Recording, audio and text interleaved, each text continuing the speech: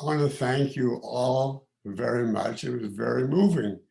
I'd like to meet the person that you described. I hadn't thought of myself in those terms. I appreciate all the things you said. I have to thank specifically, see, I'm emotionally affected, but it'll go away. Thank my daughter specifically, because it was very moving. I didn't even know she thought that of me. So I appreciate it, sweetheart. And I also want to thank Carl, who has made my life so much easier in my old age by basically giving me everything he owns. So he's been very, very generous. Um, you commented on my humor.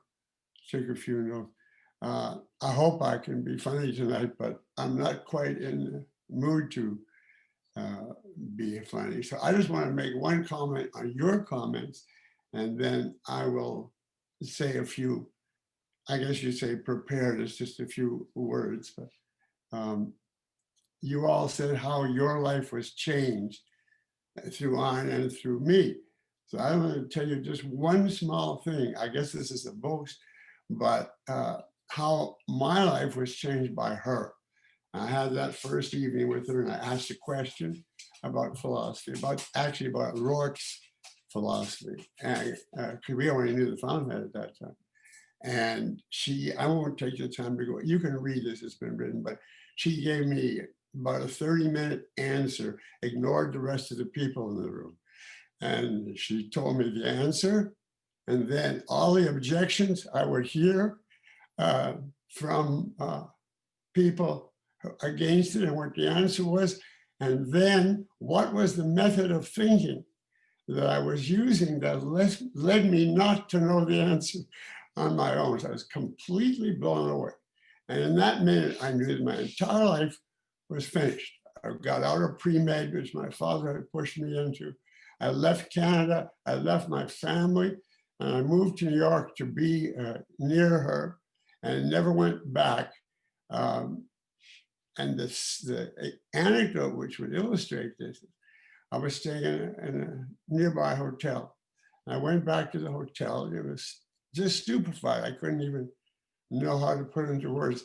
And the first clear thought I had, I was washing my hands. I thought, I have to wash my hands differently now because I've met her and I know what's possible. And from that moment, I'm sorry, I don't know why I'm so emotional, but it was very nice to listen to you all. I kind of feel at this age, you know, I've been forgotten and I'm in another world and people don't even know that I'm not dead yet. So it's nice to hear something like this and hear all the things you said. Now, I did have a few.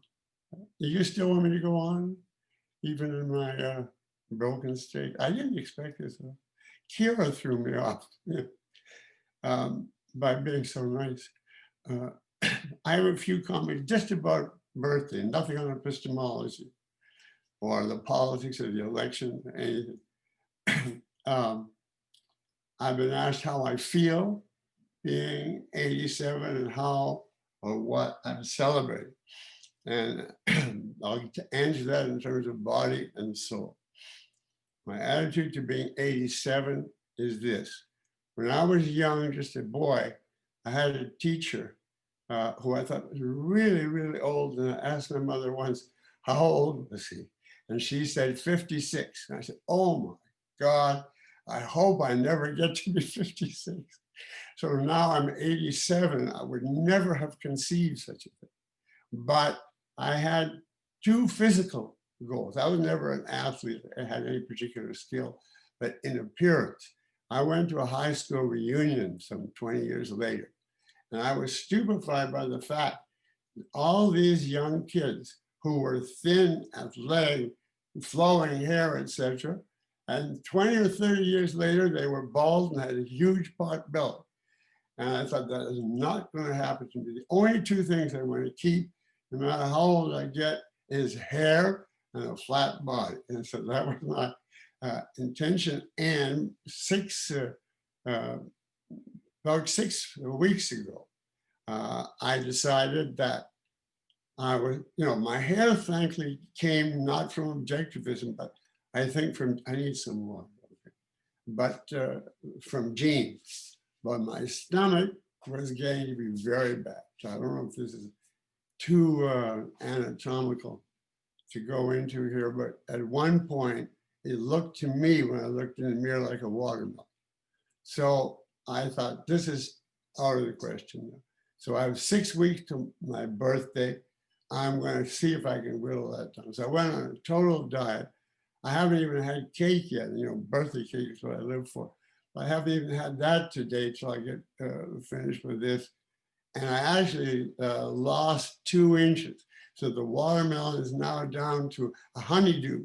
And I'm aiming to go all the way down till it's a raspberry, like it was in high school.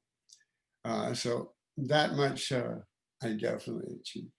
And that much I'm celebrating. Now on the soul side, I think somebody, Kira or Lisa, told you, I am very involved in fiction. It's ups and downs because it's much harder for me than writing philosophy. Because writing philosophy, first of all, has been decades understanding. And second of all, you could always look to reality to see what to write next because it's out there waiting for you. But writing fiction, I'd always loved reading fiction, but writing fiction, I know anything about. And I look at reality, it doesn't tell you anything. You have to make up a character, the story, and the scene. And I found out you have to describe the face and the weather and the furniture. And it was all completely beyond anything I had done. But I did enjoy it and persist. And of course, I got only rejections. But the rejections, which I don't blame them for because, you know, I'm not a fiction writer, but I get a little better if there was an asymptotic improvement, you know, while we get closer and closer to being good at infinity. I'm traveling that distance. But I got the 3 categories of rejections that you can get. The average one, which is thanks for sending it, but it's not really appropriate for our magazine. And then the one I got from Ellery Queen's mystery magazine was, why do you send us stuff like this? Which was not very encouraging. And then I got the glowing rejection from one magazine that said, you know, we took so long to answer you because we sent you from the original editors, you know, the one that take the incoming script, all the way up the chain to the top editors. But unfortunately, one of them thought it was too long, but we want you to know, quote, this I remember, we want you to know, quote, how much we admire your writing. And please send us your next story in August. I did send them the next, they said, not this time. So, but that's my Academy Award. So my 2 goals for today, which I'm celebrating the achievement of, are I lost the inches, and by absolute dint of sheer willpower, I said this story, which I guess this is something I should be embarrassed by. I rewrote 18 times to try to get it right. I just couldn't go on any further. There were still things wrong with it, but I knew I would go on until I died. So I said, whatever it is by October 15th, I'm sending it out, and that's it. And we'll live or die with this. And I sent it out. It got out 2 days ago. And then, you know, we sent it to 20 or 30 at the same time. My email showed a vast number of, thank you, we're going to read this. It's been submitted. So now you wait from 2 months to 2 years to get a reply. And, you know, it's one of those 3, and someday maybe it'll be better. But just for your information, my latest story, which I like, although my teachers explain what's wrong with it, but I call it breaking the silence barrier. You know, a twist on breaking the sound barrier. And I have a gimmick. It was actually written as a tribute to operetta, Viennese operetta, which has become my passion in my old age. A friend who has operetta sessions on DVD, who has all the rarest ones that you can't get for love or money anyway. And we go once a week, we have a little operetta group, and listen to them. My favorite is Coleman, Emery Coleman, if you're interested.